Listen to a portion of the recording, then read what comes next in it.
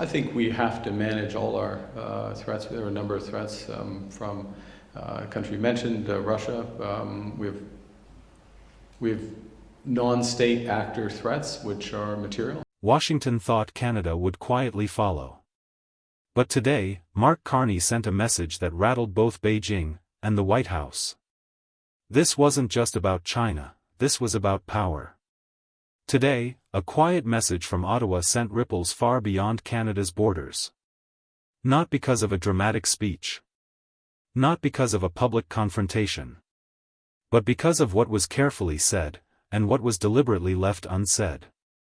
Canada, under Mark Carney, just outlined something officials are calling security guardrails for China. And while the word sounded calm, measured, even diplomatic, the implications were anything but. Because this wasn't just about China. This was about power. And more importantly, about independence. For years, the global assumption was simple. When it came to Beijing, Canada would quietly follow the lead set by Washington. Align with American pressure. Mirror American restrictions. Avoid rocking the boat. But that assumption no longer holds. Carney's message was clear: Canada wants a working relationship with China, but only on Canada's terms. Trade, dialogue, and cooperation are welcome. Control, coercion, and unchecked access are not. That balance is what makes this moment so significant. These guardrails aren't symbolic. They are lines drawn around critical sectors: advanced technology, data security, infrastructure, energy, and national defense. Areas where economic cooperation ends and national security begins. In other words, Canada isn't closing the door to China. It's deciding which rooms China will never enter. And that distinction matters. Because China expected more. In recent months, Beijing has been actively rebuilding economic ties with Western nations, hoping political fatigue and economic pressure would soften resistance. Many expected Canada to quietly re-engage, especially as global supply chains shift and economic growth becomes more competitive. Instead, Ottawa delivered conditions. Measured. Strategic. Non-negotiable. From the outside, it may look like diplomacy as usual. But insiders know this approach signals something deeper. Canada is no longer reacting to global pressure, it's setting boundaries. And this is where Washington starts paying attention. In Washington, D.C., officials are used to coordination. Shared intelligence. Unified messaging. A common front when dealing with China. But Carney's approach doesn't mirror Washington's playbook, it refines it. Rather than escalating rhetoric or aggressive confrontation, Canada is choosing precision. Selective engagement. Calculated limits. And that creates uncertainty. Because when allies act independently, power dynamics shift. Quietly, U.S. analysts are asking questions. If Canada can engage China without capitulating, what does that say about Washington's hardline stance? If Ottawa can balance trade and security, why hasn't the U.S. managed the same? This isn't defiance. It's something more uncomfortable. Competence. Canada is showing that strategic restraint can be more powerful than loud confrontation. And that makes some people uneasy. Especially as the American political climate heats up again.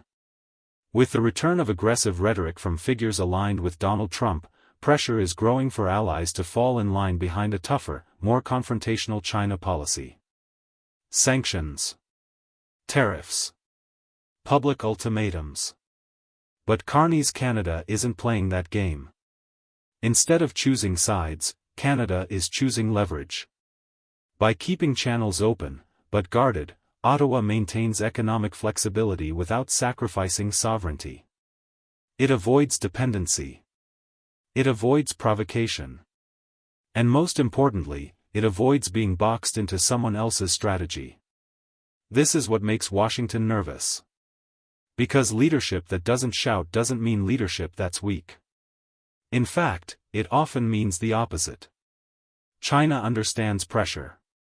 But it also understands boundaries. Guardrails force clarity. They remove ambiguity. They define consequences. They make expectations explicit. And that's exactly what Canada just did. Beijing now knows where cooperation ends. And where Canada will not compromise. At the same time, Washington is forced to confront a reality it doesn't always like to acknowledge. Allies don't need permission to protect their own interests. Canada isn't undermining the West. It's strengthening itself. And strong allies don't always move in lockstep, they move with purpose. There's another layer to this strategy that many observers are missing. By avoiding dramatic escalation, Canada positions itself as a stabilizing actor. A country capable of dialogue without submission. Firmness without hostility. In a world increasingly divided into rigid camps, that role carries weight. It also carries influence. Because when tensions rise, and they will, countries that maintained relationships without losing control become indispensable. Carney's approach leaves Canada with options. Economic resilience. Diplomatic credibility. Strategic autonomy. And that's not something that goes unnoticed in global capitals. Especially not in Washington. Officials there understand what this represents.